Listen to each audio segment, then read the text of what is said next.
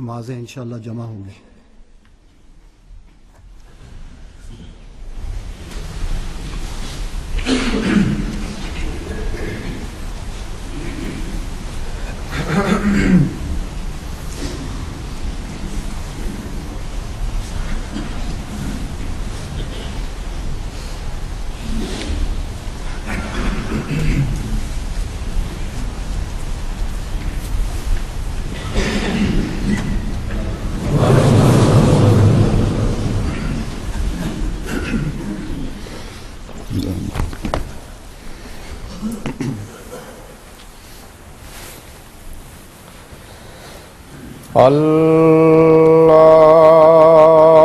अल्लाहु अकबर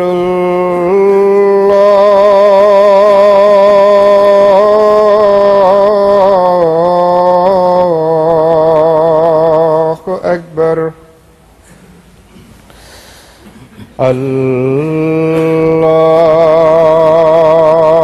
अल्लाहु अकबर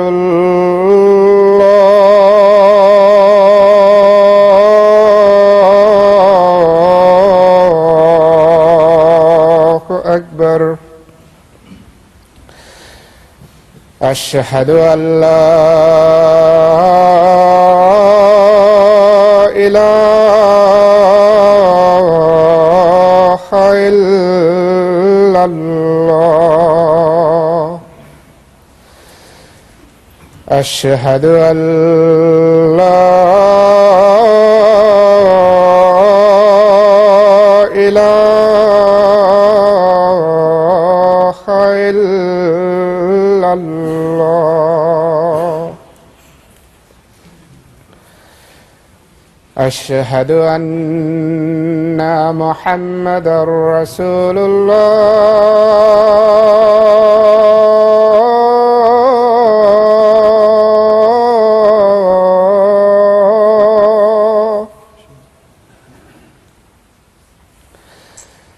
أشهد أن محمدا رسول الله حي على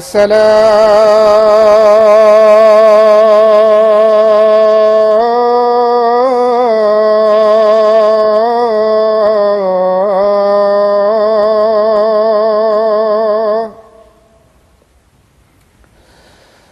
حي على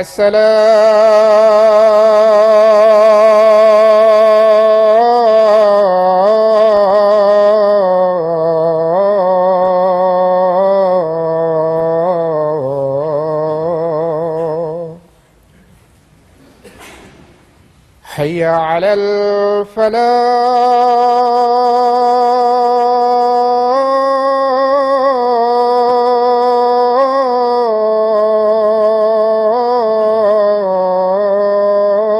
الفلاح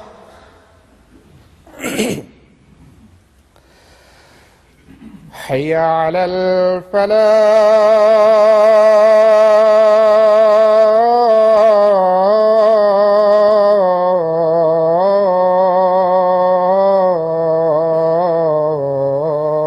الفلاح الله أكبر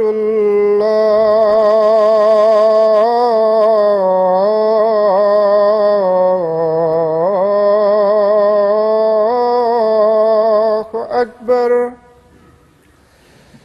لا إله إلا الله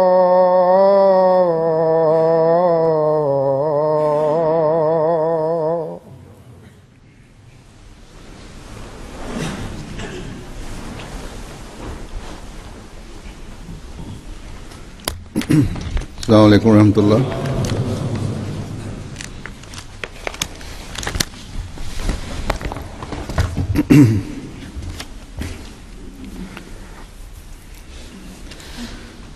أشهد أن لا إله إلا الله وحده لا شريك له وأشهد أن محمدا عبده ورسوله أما بعد فأعوذ بالله من الشيطان الرجيم بسم الله الرحمن الرحيم الحمد لله رب العالمين الرحمن الرحيم مالك يوم الدين إياك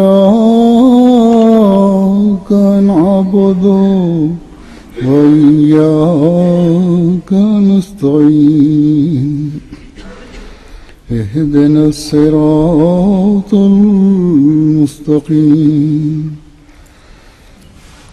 صراط الذين أنعمت عليهم غير المغضوب عليهم ولا الضالين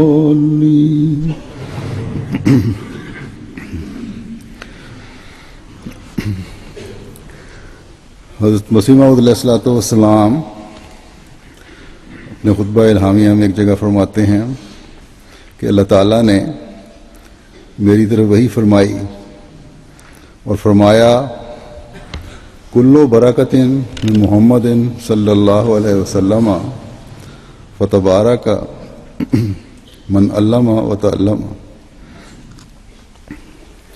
یعنی نبی کریم صلی اللہ علیہ وسلم نے تمہیں اپنی روحانیت کی تاثیر کے ذریعے سکھایا اور اپنی رحمت کا فیض تیرے دل کے برتن میں ڈال دیا تا تجھے اپنے صحابہ میں داخل کریں اور تجھے اپنی برکت میں شریک کریں، اور تا اللہ تعالیٰ کی خبر وآخرین منہم اس کے فضل اور اس کے احسان سے پوری ہو۔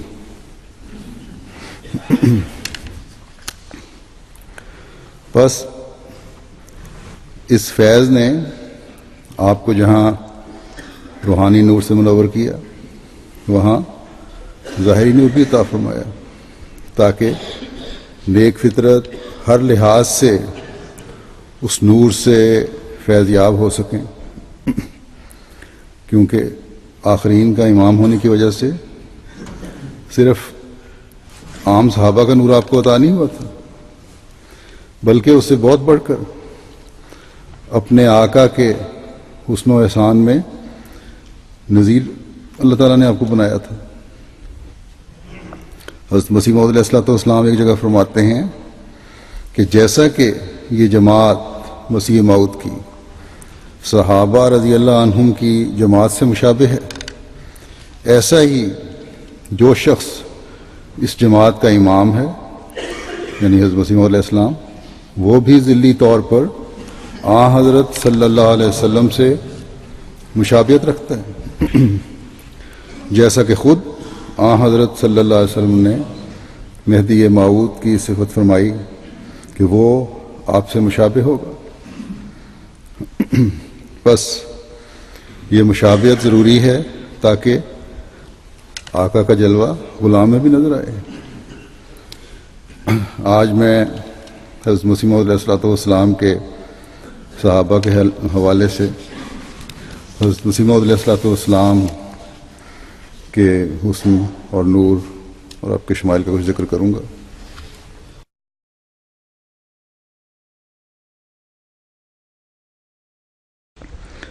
سب سے پہلے ہم دیکھتے ہیں کہ حضرت مسیح موعود علیہ الصلوۃ والسلام کے صحابہ آپ کے ظاہری حسن اور حلیے کو کس طرح دیکھتے تھے۔ حضرت مرزا بشیر احمد صاحب تحریر فرماتے ہیں کہ ڈاکٹر میر محمد اسماعیل صاحب رضی اللہ تعالیٰ عنہ کی روایت ہے کہ آپ حضرت مسیح موعود علیہ الصلوۃ والسلام کے تمام حلیے کا خلاصہ ایک فکرے میں یہ ہو سکتا ہے کہ آپ مردانہ حسن کے اعلیٰ نمونہ تھے، مگر یہ فکرہ بالکل نامکمل رہے گا اگر اس کے ساتھ دوسرا یہ نہ ہو کہ یہ حسن انسانی ایک روحانی چمک دمک اور انوار اپنے ساتھ لیے ہوئے تھا، اور جس طرح آپ جمالی رنگ میں امت کے لیے مبعوث ہوئے تھے، اسی طرح آپ کا جمال بھی خدا کی قدرت کا نمونہ تھا اور دیکھنے والے کو دل کو اپنی طرف کھینچتا تھا۔ آپ کے چہرے پر نورانیت کے ساتھ رعونت، ہیبت اور استکبار نہ تھے، بلکہ فروتنی، خاکساری اور محبت کی آمیزش موجود تھی۔ آپ کا رنگ گندمی اور نہایت اعلیٰ درجہ کا گندمی تھا، یعنی اس میں ایک نورانیت اور سرخی جھلک مارتی تھی، اور یہ چمک جو آپ کے چہرے کے ساتھ وابستہ تھی عارضی نہ تھی بلکہ دائمی۔ کبھی کسی صدمے، رنج، ابتلا، مقدمات اور مصائب کے وقت آپ کا رنگ زرد ہوتے نہیں دیکھا گیا، اور ہمیشہ چہرہ مبارک کندن کی طرح دمکتا رہتا تھا۔ کسی مصیبت اور تکلیف نے اس چمک کو دور نہیں کیا۔ علاوہ اس چمک اور نور کے آپ کے چہرے پر ایک بشاشت اور تبسم ہمیشہ رہتا تھا، اور دیکھنے والے کہتے تھے کہ اگر یہ شخص مفتری ہے اور دل میں اپنے تئیں جھوٹا جانتا ہے تو اس کے چہرے پر یہ بشاشت اور خوشی اور فتح اور طمانینت قلب کے آثار کیوں کر ہو سکتے ہیں؟ یہ نیک ظاہر کسی بد باطن کے ساتھ وابستہ نہیں رہ سکتا، اور ایمان کا نور بدکار کے چہرے پر درخشندہ نہیں ہو سکتا۔ کیا خوبصورت نقشہ کھینچا ہے آپ کے حسن کا، آپ کے نور کا، لیکن یہ ظاہری نور بھی اللہ تعالیٰ نے آپ کو اس لیے دیا تھا کہ وہ نور مصطفی میں ڈوب کر اپنے وجود کو کلیتاً اپنے آقا و مطاع کے جسمانی اور روحانی نور میں فنا کر چکے تھے، تاکہ آپ کے نور میں بھی نور محمدی نظر آئے۔ اپنے ایک فارسی کلام میں آپ فرماتے ہیں، وارث مصطفیٰ شدم با یقین شدہ رنگین بے رنگ یار حسین، کہ میں یقیناً مصطفیٰ کا وارث اس حسین یار کے رنگ میں رنگین ہو کر بن گیا ہوں۔ تو فرمایا، لیکن آئینہ ام ز رب غنی اسپے صورت ماہ مدنی، لیکن رب غنی کی طرف سے آئینہ کی طرح ہوں اس مدنی چاند کی صورت دکھانے کے لیے۔ بس آپ کا اپنا تو کچھ نہ تھا، روح اور جسم نور محمدی کی آئینہ دار تھی۔ عبادات میں، عادات میں، اخلاق میں اور ہر چیز میں اپنے آقا و مطاع کے منہ کی طرف دیکھ کر اس کی پیروی کرتے تھے۔ اپنے اس پیارے مسیح اور مہدی اور غلام صادق کے بارے میں، اس کے مقام کے بارے میں حضرت صلی اللہ علیہ وسلم نے بھی یہ فرمایا تھا کہ میرے اور میرے مہدی کے درمیان کوئی نبی نہیں۔ بس یہ مقام نبوت بھی آپ کو ملا ہے اس فنا کی وجہ سے۔ یہ عشق و محبت کی باتیں ہیں جو حسن و احسان میں اور مقام میں نظیر بناتی ہیں، لیکن انسان کامل ایک ہی تھا جو صرف اور صرف حضرت صلی اللہ علیہ وسلم کی ذات ہے۔ حضرت خلیفہ ثانی نے بھی اپنے ایک شعر میں فرمایا ہے کہ شاگرد نے جو پایا استاد کی دولت ہے، احمد کو محمد سے تم کیسے جدا سمجھے؟ کوئی احمدی ایک لمحے کے لیے بھی یہ سوچ نہیں سکتا کہ نعوذ باللہ حضرت مسیح موعود علیہ الصلوۃ والسلام کا مقام حضرت صلی اللہ علیہ وسلم سے بڑھ کر ہے۔ یہ الزام آئے دن لگتے رہتے ہیں جماعت پر، احمدیوں پر، لیکن اصل میں تو احمدی ہیں جن کو صحیح فہم و ادراک ہے حضرت صلی اللہ علیہ وسلم کے مقام کا، آپ کے نور کا۔ آقا و غلام کے تعلق کے بارے میں حضرت مولانا غلام رسول صاحب راجے کی ایک روایت میں فرماتے ہیں، انہوں نے ایک رویا دیکھی کہ سیدنا حضرت مسیح موعود علیہ الصلوۃ والسلام کے کہتے ہیں کہ سیدنا حضرت مسیح موعود علیہ الصلوۃ والسلام کے عہد سعادت میں ایک دفعہ میں نے رویا میں دیکھا کہ سید الانبیاء حضرت محمد مصطفیٰ صلی اللہ علیہ وسلم، حضرت مسیح موعود علیہ السلام اور خاکسار تینوں ایک جگہ کھڑے ہیں۔ حضرت صلی اللہ علیہ وسلم کا چہرہ مبارک سورج کی طرح تاباں ہے، روشن ہے، اور آپ مشرق کی طرف منہ کیے ہوئے ہیں۔ حضرت مسیح موعود علیہ الصلوۃ والسلام کا چہرہ مبارک چاند کی طرح روشن ہے، اور آپ مغرب کی طرف منہ کیے ہوئے ہیں، اور کہتے ہیں کہ خاکسار ان دونوں کے مقدس ہستیوں کے درمیان میں کھڑا ہے، ان روشن چہروں کو دیکھ رہا ہے اور اپنی خوشبختی اور سعادت پر نازاں ہو کر یہ فکرہ کہہ رہا ہے کہ ہم کس قدر خوش نصیب اور بلند بخت ہیں کہ ہم نے حضرت محمد رسول اللہ صلی اللہ علیہ وسلم کو بھی پایا اور حضرت امام محمد مہدی علیہ السلام کو بھی پا لیا۔ کہتے ہیں کہ اس وقت جب میں نے ان دونوں مقدسوں کے چہروں کی طرف نگاہ کی تو مجھے ایسا نظر آیا کہ حضرت مسیح موعود علیہ السلام کا چہرہ مبارک حضرت صلی اللہ علیہ وسلم کے چہرہ مبارک کے نور سے منور ہو رہا ہے۔ پھر کہتے ہیں اس رویا کے بعد جب میں دوسری رات سویا تو خواب میں مجھے حضرت شیخ سعدی شیرازی رحمۃ اللہ علیہ ملے اور فرمایا کہ آپ لوگ کتنے خوش نصیب ہیں کہ آپ نے امام مہدی علیہ السلام کا زمانہ پایا ہے۔ پھر فرمایا کہ میری طرف سے حضرت امام مہدی علیہ السلام کے حضور السلام عرض کر دینا۔ کہتے ہیں کہ میں ان دنوں اپنے وطن موضع راجے کی میں مقیم تھا، اس وقت تو جماعت کا نام احمدی نہ رکھا گیا تھا۔ میں جب صبح بیدار ہوا تو حضرت شیخ سعدی کی خواہش کے مطابق ایک عریضہ، ایک خط حضرت اقدس مسیح موعود علیہ الصلوۃ والسلام کی خدمت میں لکھ کر آپ کو تحفہ سلام آپ کا یعنی شیخ سعدی کا سلام حضور کی خدمت میں عرض کر دیا اور اپنی رویا بھی بیان کر دی۔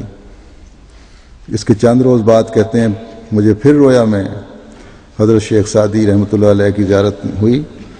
آپ نے سلام پہنچانے پر بہت ہی مسرت کا اظہار کیا اور میرے ہاتھ میں ایک کتاب دے کر فرمایا کہ یہ بطور ہدیہ ہے۔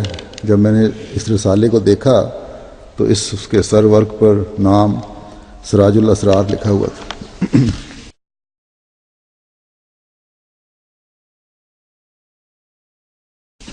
پھر ایک روایت حضرت مرزا بشیر احمد صاحب تحریر فرماتے ہیں کہ ایک خاتون امت الرحمان بنت قاضی ضیاء الدین صاحب مرحوم نے بدریہ تحریر مجھ سے بیان کیا کہ جب حضرت مسیح موعود علیہ السلام کو مرزا فضل احمد صاحب مرحوم کی وفات کی خبر آئی، یہ آپ کے بیٹے تھے، پہلے دو بیٹوں میں سے چھوٹے بیٹے، تو مغرب کا وقت تھا اور حضرت اقدس علیہ السلام اس وقت سے لے کر قریباً عشاء کی نماز تک ٹہلتے رہے۔ حضور علیہ السلام جب ٹہلتے تو چہرہ مبارک حضور کا اس طرح ہوتا کہ گویا بشرا مبارک سے چمک ظاہر ہوتی ہے۔ ایک روایت ہے میاں رحیم بخش صاحب کی کہ ایک دن کا واقعہ ہے کہ ظہر کی نماز کے بعد حضرت صاحب اندر چلے گئے، مسجد سے گھر چلے گئے اپنے. ہم نے پیچھے سنتیں پڑھی. اتنے میں باری کے راستے یعنی کھڑکی کے راستے سے حضور نے حضرت خلیفہ اول کو بلایا. حضور کوئی کتاب لکھ رہے تھے اور حکیم صاحب سے اس کے متعلق کوئی حوالہ پوچھنا تھا یا کوئی بات پوچھنی تھی. میں نے اس کھڑکی سے جب حضور کو دیکھا، حضور کے سر پر پگڑی نہیں تھی، پٹے رکھے ہوئے تھے. اس نظارے کی میں کیفیت بیان نہیں کر سکتا. وہ مکان مجھے نور سے بھرا ہوا نظر آتا تھا. چہرے کی وجہ سے مکان منور ہو رہا تھا. اس نورانی چہرے کا جب بھی تصور آتا ہے جی میں عجیب قسم کے خیالات معجزن ہوتے ہیں. اس وقت کا نقشہ اب تک میری آنکھوں میں ہے. حضور نے حضرت خلیفہ اول سے کوئی بات دریافت کی. وہ باہر آ گئے اور حضور نے پھر اندر سے کنڈا لگا لیا. حضرت مسیح علیہ السلام کے شمائل کے متعلق ڈاکٹر بشارت احمد صاحب اپنی تصنیف مجدد اعظم میں تحریر کرتے ہیں کہ 1906 میں لمبی رخصت لے کر قادیان گیا ہوا تھا. ایک روز حضرت اقدس کی طبیعت ناساز تھی، سر میں سخت درد تھا، مگر اسی تکلیف میں آپ ظہر کی نماز کے لیے مسجد میں تشریف لے آئے. مجھے سامنے سے آتے نظر آئے تو گو سر درد کی وجہ سے چہرے پر تکلیف کے آثار تھے، لیکن پیشانی پر ایک نور کا شعلہ چمکتا نظر آتا تھا جسے دیکھ کر آنکھیں خیرہ ہوتی اور دل کو سرور آتا تھا. آج تک سمجھ میں نہیں آیا کہ وہ غیر معمولی چمک کس چیز کی تھی. یہ تو خاص اوقات کا ذکر میں نے کیا جن کا اثر غیر معمولی طور پر دل پر رہ گیا، ورنہ آپ کے چہرے پر تقدس کے آثار ایسے نمایاں تھے اور انوار روحانی کی بارش کا وہ سماں نظر آتا تھا کہ ممکن نہ تھا کہ کوئی شخص اسے دیکھے اور متاثر نہ ہو. ہندو تک اس کے مقر تھے، یعنی اس بات کا اقرار کرتے تھے، مانتے تھے اس بات کو. کہتے ہیں کہ بٹالہ اور قادیان کے درمیان نہر کے کنارے ایک ہندو دکاندار چھاوڑی لگائے بیٹھا رہا کرتا تھا. وہ کہا کرتا تھا کہ مہاراج میں تو ہر ایک آنے جانے والے کو دیکھتا ہوں. بڑے بڑے پٹھان اور سورما یہ کہتے ہوئے ادھر سے گزرے ہیں کہ آج مرزا کا فیصلہ کر کے آئیں گے، لیکن جب واپس گئے تو مرزا کے ہی گن گاتے ہوئے گئے. مہاراج مرزا تو کوئی دیوی کا روپ ہے. یہ ایک ہندو کی تصدیق ہے. پھر ڈاکٹر بشارت صاحب بھی ایک روایت کرتے ہیں کہ وہ آثار تقدس اور انوار آسمانی جو آپ کے چہرے پر ہر وقت نظر آتے تھے، ان کو نہ قلم بیان کر سکتی ہے نہ فوٹو دکھا سکتا ہے. جس وقت آپ ایک چھوٹے سے دروازے کے ذریعے گھر میں سے نکل کر مسجد میں تشریف لاتے تو یہ معلوم ہوتا کہ ایک نور کا جھمگٹا سامنے آ کھڑا ہوا. سب سے پہلے خاکسار نے حضرت اقدس کو سیالکوٹ میں 1891 میں دیکھا تھا. آپ حکیم حسام الدین مرحوم کے مکان سے نکلے، گلی میں سے گزر کر سامنے کے مکان میں چلے گئے، لیکن مجھے ایسا معلوم ہوا کہ ایک نور کا پتلا آنکھوں کے سامنے سے گزر گیا جو مقدس سے مقدس شکل میرا ذہن تجویز کر سکتا تھا، اور وہ اس سے بھی بڑھ کر تھا. اور بے اختیار میرے دل نے کہا کہ یہ شکل جھوٹے کی نہیں بلکہ کسی بڑے مقدس انسان کی ہے. ایک دفعہ سردیوں کا موسم تھا، میں قادیان گیا ہوا تھا. شام کا وقت اور بارش ہو رہی تھی اور نہایت سرد ہوا چل رہی تھی. مسجد مبارک میں جہاں نماز مغرب پڑھی جاتی تھی کچھ اندھیرا سا ہو رہا تھا. حضرت اقدس اندر سے تشریف لائے تو موم بتی روشن کی ہوئی آپ کے ہاتھ میں تھی، جس کا عکس آپ کے چہرے مبارک پر پڑ رہا تھا. اللہ اللہ، جو نور اس وقت آپ کے چہرے پر مجھے نظر آیا وہ نظارہ آج تک نہیں بھولتا. چہرہ آفتاب کی طرح چمک رہا تھا جس کے سامنے وہ شمع بے نور نظر آتی تھی.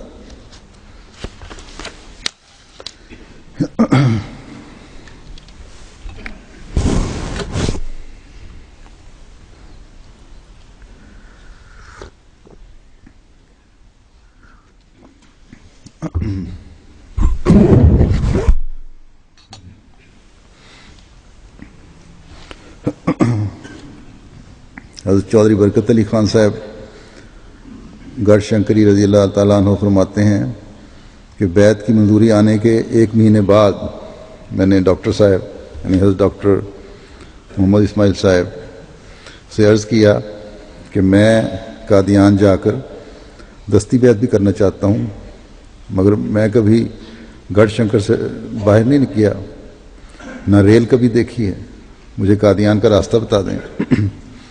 آپ نے کہا یہاں سے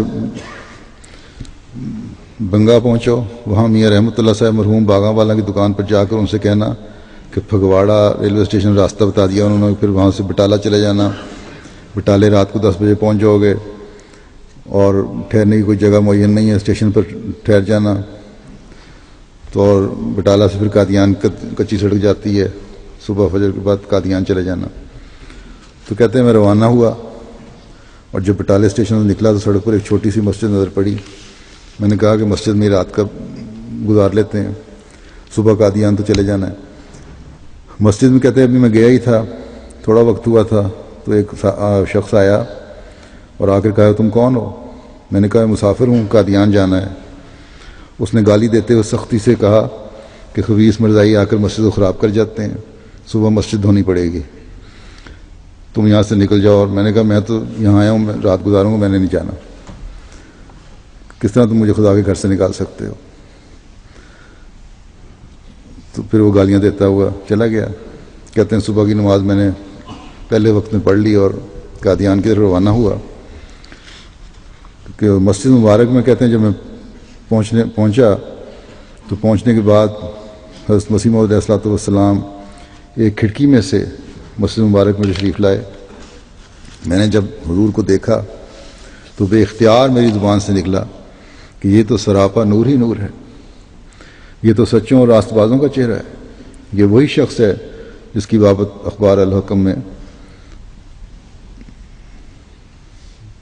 کلمات طیبات حضرت امام الزمان پڑھا کرتا تھا اور جس مقدس وجود کی مجھے تلاش تھی۔ پھر حضرت محمد صدیق صاحب گھگیاٹ کے،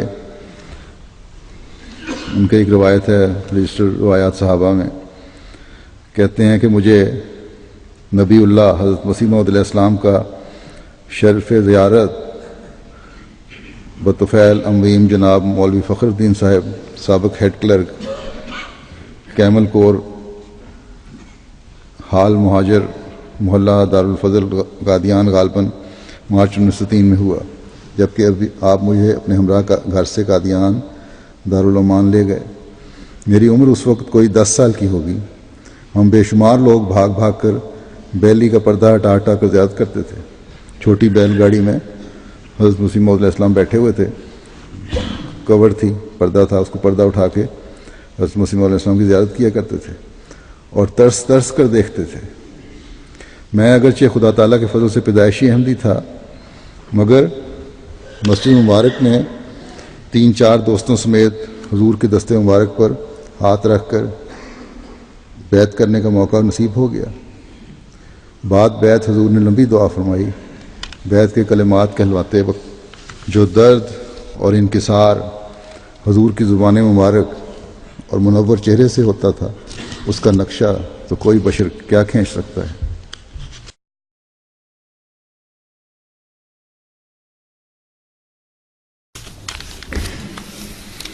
پھر حضرت فضل احمد صاحب پٹواری حلقہ گرداس ننگل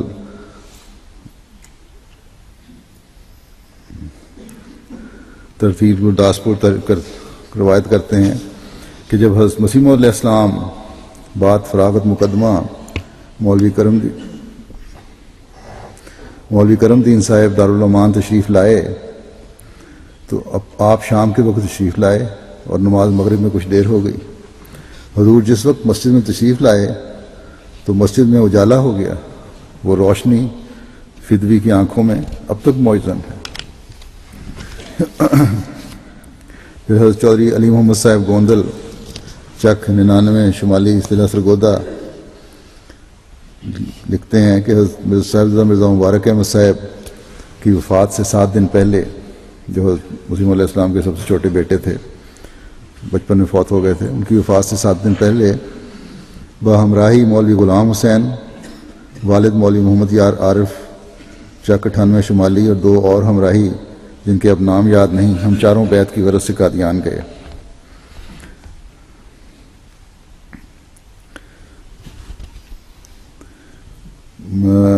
اس سے پہلے میں نے بدریہ خط بیعت کی ہوئی تھی. ہم چاروں آپ کے مکان پر چلے گئے. آواز دینے پر آپ باہر تشریف لائے. مکان کے باہر 2 چارپائیاں، ایک بڑی اور ایک چھوٹی پڑی ہوئی تھی. آپ نے ہماری طرف اشارہ کر کے فرمایا کہ بڑی چارپائی پر بیٹھ جاؤ، اور آپ چھوٹی چارپائی پر بیٹھ گئے. ہم چونکہ آگے پیروں سے ڈرے ہوئے تھے، ہم نیچے بیٹھنے لگے، مگر آپ نے دوبارہ مجبوراً کہا کہ چارپائی پر بیٹھو، ڈرنے کی ضرورت نہیں. آخر ہمیں مجبوراً چارپائی پر بیٹھنا پڑا. اس سے آپ کے اخلاق حسنہ کا پتہ لگتا ہے کہ کس قدر وسیع القلب تھے. کہتے ہیں کہ میں چونکہ سب سے چھوٹا تھا اس لیے میں سب سے نچلی طرف بیٹھا.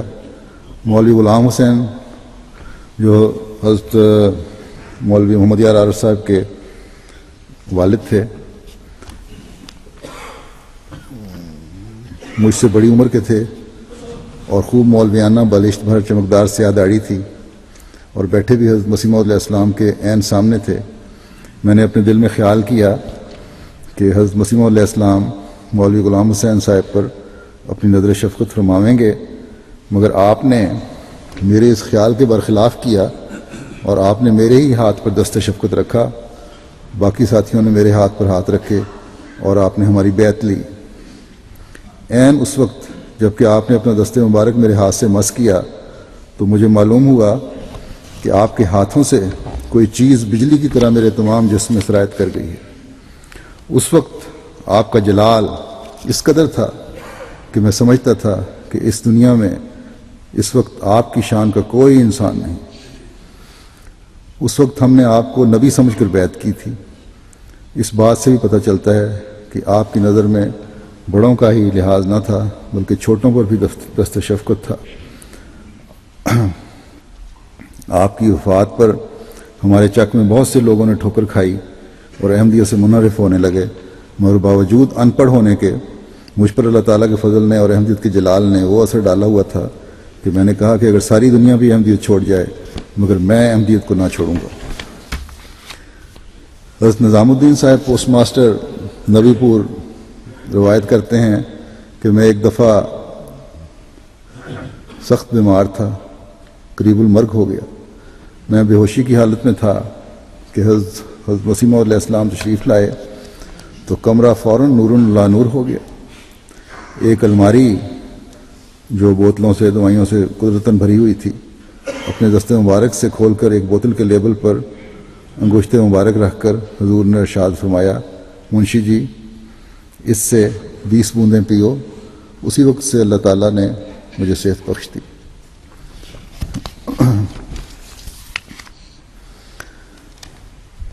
پھر حضرت سید میر عنایت علی شاہ صاحب لدھیانہ ایک روایت کرتے ہیں کہ ہماری برادری میں ہی خان بہادر ڈپٹی امیر علی شاہ صاحب مرحوم کا مقام تجویز کیا گیا. چنانچہ ڈپٹی صاحب مرحوم کو کہا گیا، حضرت مسیح صاحب نے وہاں تشریف لے جانی تھی اس وقت ٹھہرنے کے لیے، تو ڈپٹی امیر علی شاہ صاحب کا مکان تجویز ہوا کہ وہاں رہائش فرمائیں گے.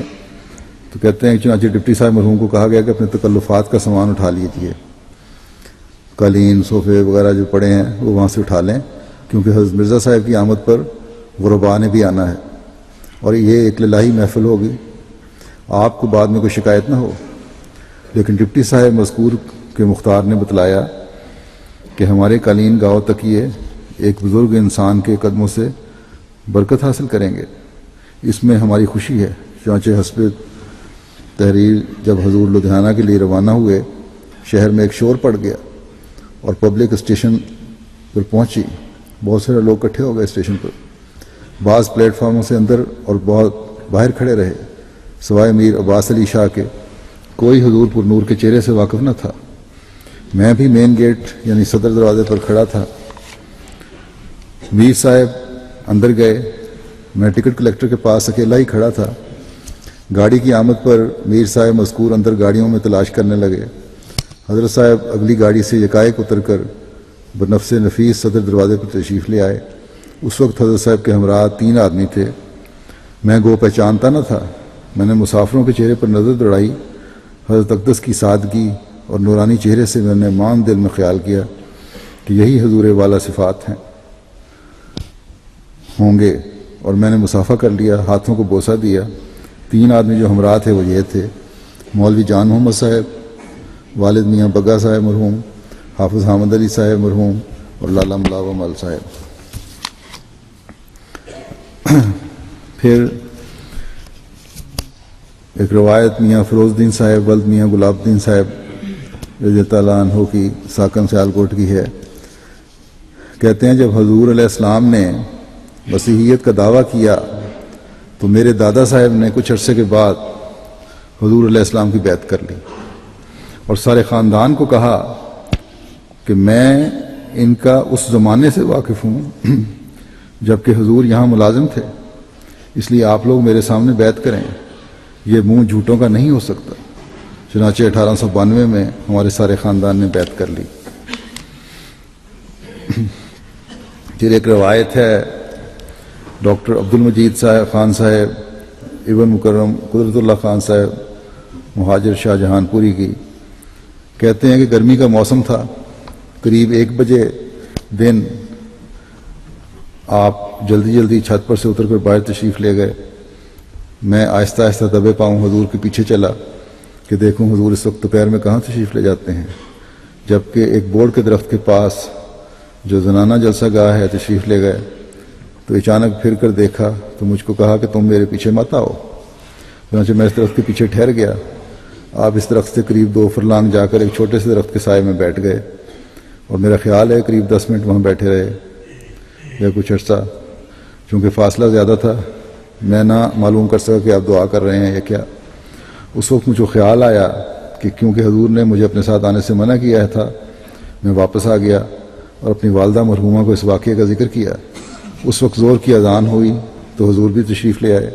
وہاں میں نے دیکھا کہ حضور کا چہرہ چمک رہا تھا۔ یقیناً اللہ تعالیٰ کی طرف سے کوئی خوشخبری ملی ہوگی۔ پھر ایک روایت ہے مولوی فضل اللہ صاحب قادیان کی۔ کہتے ہیں کہ ایک دفعہ کا واقعہ مجھے یاد آ گیا کہ بعد نماز مغرب حضور شہ نشین پر مشرق کی طرف رخ فرمائے تشریف فرما تھے، اور چاند کی تاریخ 15 یا 16 غالباً تھی۔ اندھیرے میں جب مشرق سے چاند طلوع ہوا تو یہ عاجز مغرب کی طرف حضور کے چہرے مبارک کی طرف منہ کر کے بیٹھا ہوا تھا۔ مجھے نظر آیا کہ حضور کے چہرے مبارک سے شعائیں نکلتی ہیں اور چاند کی شعاؤں سے ٹکراتی نظر آتی ہیں۔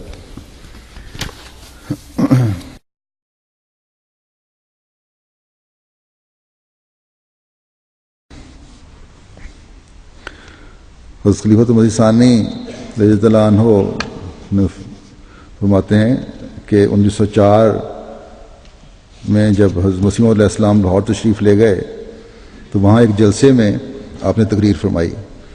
ایک غیر احمدی دوست شیخ رحمۃ اللہ صاحب وکیل بھی اس تقریر میں موجود تھے۔ وہ کہتے ہیں کہ دوران تقریر میں نے دیکھا کہ حضرت مسیح موعود علیہ السلام کے سر سے نور کا ایک ستون نکل کر آسمان کی طرف جا رہا تھا۔ اس وقت میرے ساتھ ایک اور دوست بیٹھے ہوئے تھے۔ میں نے انہیں کہا دیکھو وہ کیا چیز ہے؟ انہوں نے دیکھا تو فوراً کہا کہ یہ تو نور کا ستون ہے جو حضرت مرزا صاحب کے سر سے نکل کر آسمان تک پہنچا ہوا ہے۔ اس نظارے کا شیخ رحمۃ اللہ صاحب پر ایسا اثر ہوا کہ انہوں نے اسی دن حضرت مسیح علیہ السلام کی بیعت کر لی۔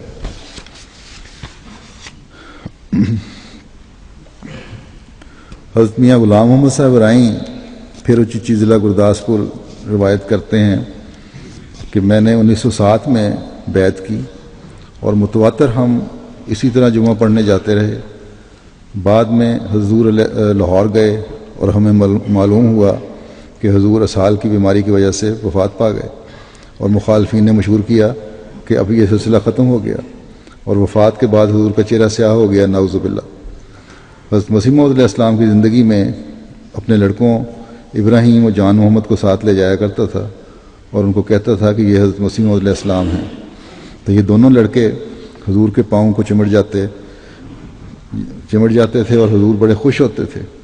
اور جب حضور وفات پا گئے، میں ماں جماعت و ماں اپنے ان بچوں کے قادیان پہنچا اور لڑکوں کو بھی حضور کا چہرہ دکھایا اور آپ بھی دیکھا، اور لڑکے بار بار مجھے کہتے، اے لالا ہمیں میاں کا چہرہ دکھا، اور سخت روتے کہ جب ہم آتے تو حضور کو لپٹ جاتے، اب ہم کس کے ساتھ لپٹیں گے؟ اس طرح کوئی 4 دفعہ حضور کا چہرہ ان کو دکھایا، جس طرح ہم سنا کرتے تھے۔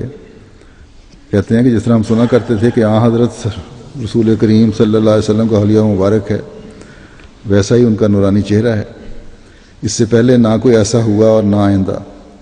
گویا کہ رسول کریم صلی اللہ علیہ وسلم تو اصل تھے، یہ ان کے عکس ہیں۔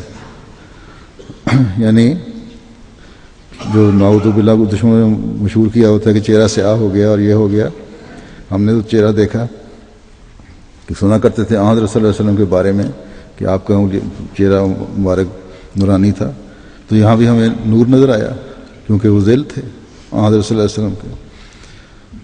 لیکن کہتے ہیں کہ وہ تو اصل تھے، یہ ان کے عکس ہیں۔ اور پھر حضرت مولوی نور الدین صاحب کی بیعت کی اور حضرت مسیح علیہ السلام کو اپنے ہاتھوں سے دفنایا۔ اس کے بعد ہم گھر واپس آ گئے، اور پھر کہتے ہیں ہم نے حضرت مسیح علیہ السلام کے معجزات بیان کر کے تبلیغ کرنی شروع کر دی۔ رجسٹر روایات صحابہ میں سے کچھ واقعات میں نے لیے تھے، ویسے بے انتہا واقعات ہیں، کبھی انشاءاللہ موقع ہوا تو آئندہ بھی بیان ہوتے رہیں گے۔ اب میں بعض ایسی روایات بیان کروں گا جو حضرت مسیح علیہ السلام کے صحابہ کے روحانی معیاروں اور حضرت مسیح علیہ السلام کے نور سے حصہ پانے کی وجہ سے اعلیٰ مقام کی نشاندہی کرتی ہیں۔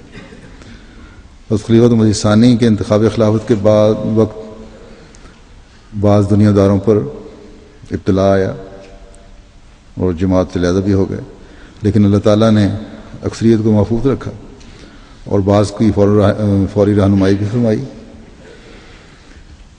ایک واقعہ کا ذکر کرتا ہوں۔ حضرت مولانا غلام رسول صاحب راجی کی بیان کرتے ہیں کہ ایک دن میں مسجد احمدیہ پشاور میں بیٹھا ہوا تھا، میرے پاس مکرمی میاں شمس الدین صاحب امیر جماعت احمدیہ پشاور بھی بیٹھے ہوئے تھے۔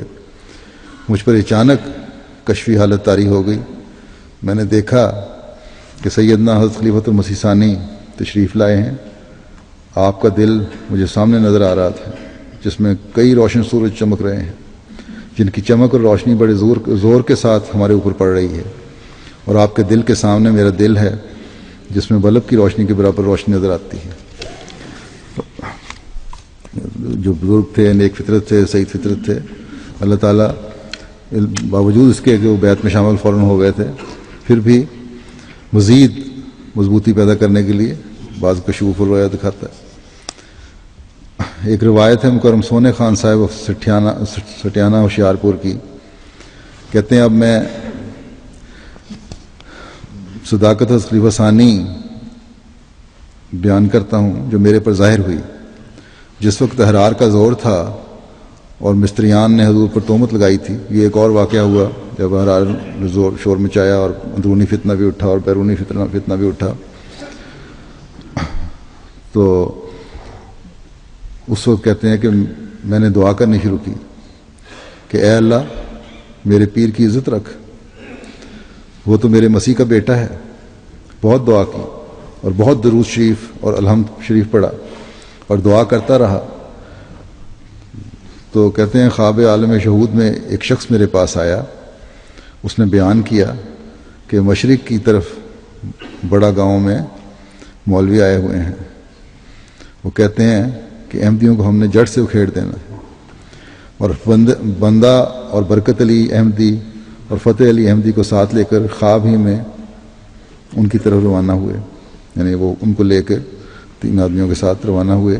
کہتے ہیں جب ہم موضع پنڈوری قد میں پہنچے، اس وقت نماز عصر کا وقت ہو گیا اور میں نے امام بن کر ہر 2 احمدی کو نماز پڑھانی شروع کر دی۔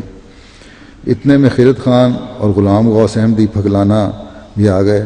میں نے آسمان کی طرف دیکھا، آسمان پر 2 چاند ہیں، ایک چاند بہت روشن ہے دوسرا چاند مربع شکل اس کے ساتھ لگا ہوا ہے، وہ بے نور ہے، روشنی نہیں ہے۔ میرے دیکھتے دیکھتے اس میں روشنی ہونے لگ گئی، غرض یہ کہ وہ چاند دوسرے چاند کے برابر روشن ہو گیا۔ میں نے دعا کی کہ یہ دونوں ایک قسم کی روشن ہو گئے ہیں۔ اس وقت مجھے ندا ہوئی، آواز آئی کہ پہلا چاند مرزا صاحب یعنی مسیح موعود علیہ السلام ہیں، اور یہ دوسرا چاند جو اب روشن ہوا ہے یہ میاں بشیر الدین محمود احمد خلیفہ ثانی ہیں۔ اس خلیفہ ثانی وہ حضرت مسیح علیہ السلام کے موعود بیٹے تھے، جن کے بارے میں بے شمار پیش گوئیاں پیدائش سے پہلے تھیں۔ مسلم موت کی پیش گوئی سب سے مشہور ہے اور ہر احمدی جانتا ہے۔ آپ کے دور خلافت میں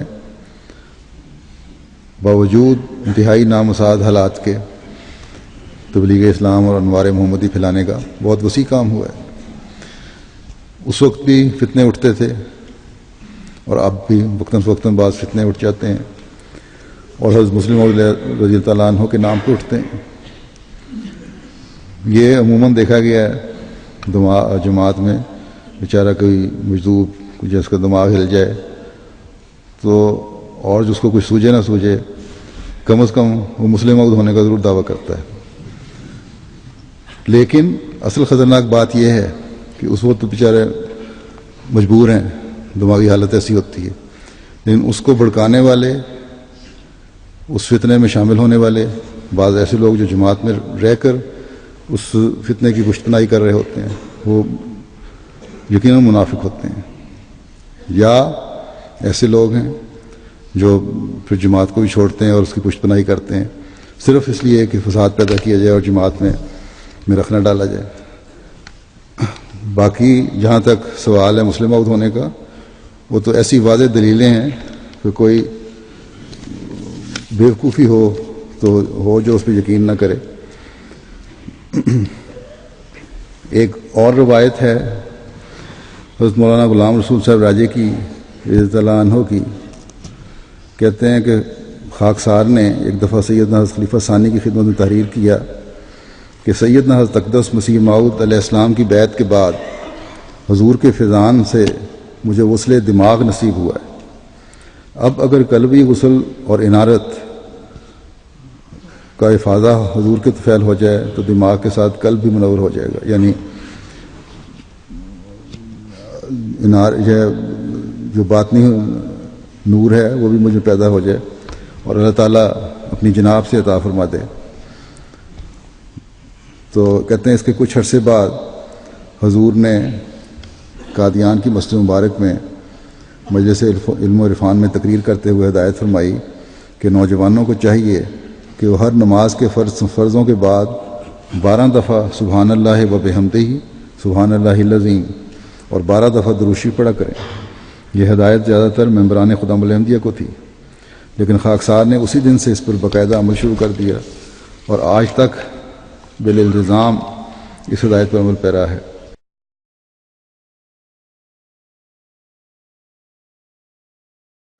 کہتے ہیں کہ اس عمل سے بفضل تعالیٰ مجھے بہت سے فوائد حاصل ہوئے، جن میں سے ایک بڑا فائدہ یہ ہوا کہ مجھے تصفیہ قلب یعنی دل کی پاکیزگی اور تجلیہ روح کے ذریعے یعنی روح کی روشنی کے ذریعے ایک عجیب قسم کی انارت محسوس ہوئی، ایک عجیب قسم کی روشنی محسوس ہونے لگی، اور جس طرح آفتاب و مہتاب کی روشنی کو آنکھ محسوس کرتی ہے، اسی طرح میرا قلب دعا کے وقت اکثر کبھی بجلی کے کمکمے کی طرح اور کبھی گیس لیمپ کی طرح منور ہو جاتا ہے، اور کبھی ایسا محسوس ہوتا ہے کہ میرا وجود سر سے پاؤں تک باطنی طور پر نورانی ہو گیا ہے۔ اور جب سیدنا حضرت خلیفۃ المسیح ثانی کی اقتداء میں نماز ادا کرنے کی توفیق ملے، یا صحابہ حضرت اقدس مسیح موعود علیہ السلام میں سے کسی مقدس وجود کی اقتداء کا موقع نصیب ہو اور نماز باقرات جہر ہو رہی ہو، تو بعض دفعہ ایسا محسوس ہوتا ہے کہ قرآن کریم کے ہر لفظ سے نور کی شعائیں نکل کر میرے قلب پر مستولی ہو رہی ہیں، اور اس وقت ایک عجیب نورانی اور سرور بخش منظر محسوس ہوتا ہے۔ اور یہ سبحان اللہ و بحمدہ سبحان اللہ العظیم ایک ایسی دعا ہے جس کے بارے میں حدیث میں بھی آتا ہے کہ حضرت صلی اللہ علیہ وسلم نے فرمایا کہ کلمتان خفیفتان علی اللسان ثقیلتان فی المیزان حبیبتان الی الرحمن سبحان اللہ و بحمدہ سبحان اللہ العظیم، کہ ایسے کلمات دو جو زبان کہنے پہ بہت ہلکے ہیں لیکن ان کا وزن کے لحاظ سے بہت بھاری ہیں، اللہ تعالیٰ سے کی فضل کو کھینچنے والے ہیں اور اللہ تعالیٰ کو بہت پسند ہے. اور وہ یہ ہے کہ سبحان اللہ و بحمدہ سبحان اللہ العظیم. حضرت مسیح علیہ السلام کا ایک الہامی جو دعا ہے وہ بھی ہے سبحان اللہ و بحمدہ سبحان اللہ العظیم اللہم صلی علی محمد و آل محمد، جس میں درود بھی آ جاتا ہے. تو بہرحال یہ تو ہم پڑھتے ہیں اور اس کو پڑھتے رہنا چاہیے. جوبلی کی دعاؤں میں جو میں نے شامل کروائی تھیں دعائیں، اس میں ایک درود یہ بھی تھا. اس کو بند نہیں ہونا چاہیے، جاری رہنا چاہیے ہمیشہ.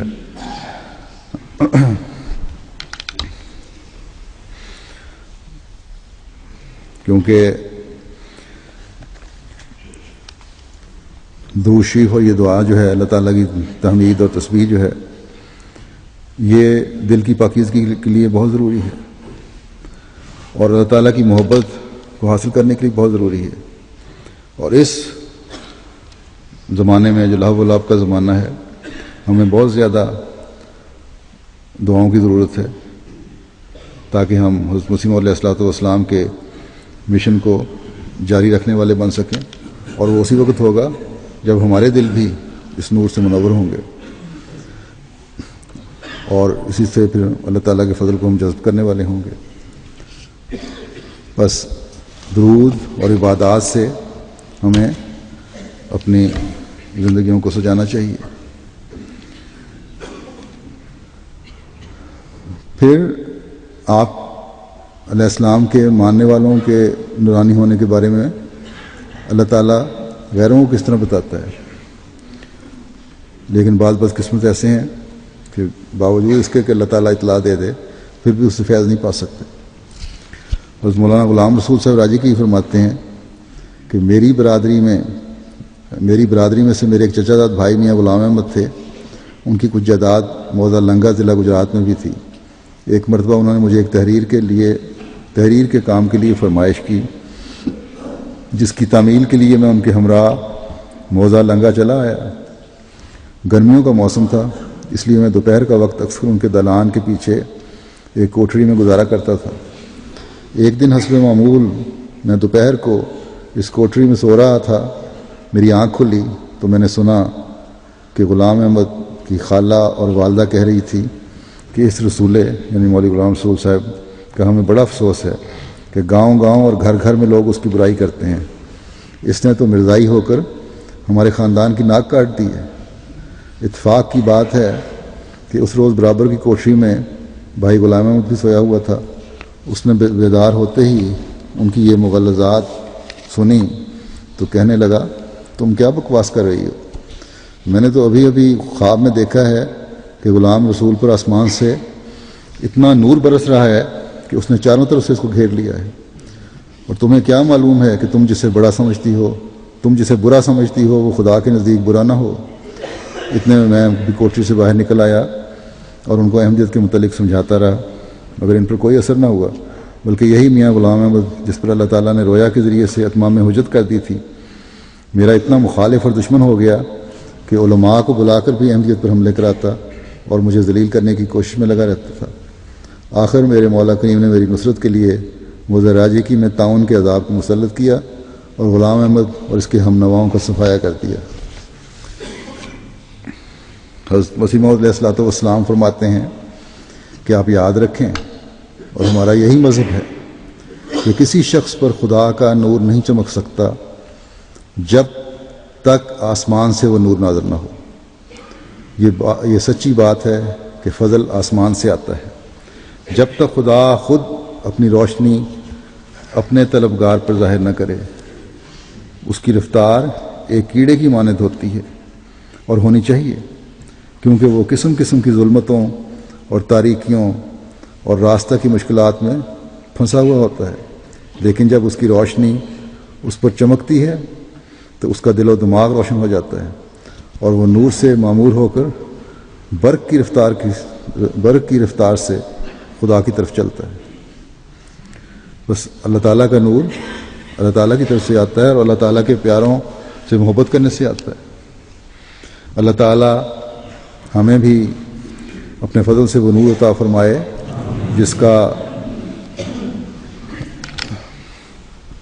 جو اس کا حقیقی نور ہے، جو اس کے پیاروں سے محبت کرنے سے ملتا ہے، جس کو حاصل کرنے کے طریقے اس زمانے کے امام نے نور محمدی سے حصہ پا کر ہمیں سکھائے۔ ہم دنیا کی لغویات میں پڑھنے کے بجائے اپنے خدا سے اس نور کے ہمیشہ طلبگار رہیں اور ان لوگوں میں شمار ہوں جو ہمیشہ یہ دعا کرتے رہتے ہیں کہ ربنا اتمم لنا نورنا واغفر لنا انک علی کل شیء قدیر، کہ اے ہمارے رب ہمارے لیے ہمارے نور کو مکمل کر دے اور ہمیں بخش دے، یقیناً تو ہر چیز پر جسے تو چاہے دائمی قدرت رکھتا ہے۔ اللہ تعالی ہمیں اس دنیا میں بھی اس دعا کے اثرات دکھائے اور مرنے کے بعد بھی ہمارے لیے یہ نور دائمی بن کر ہمارے ساتھ رہے، آمین۔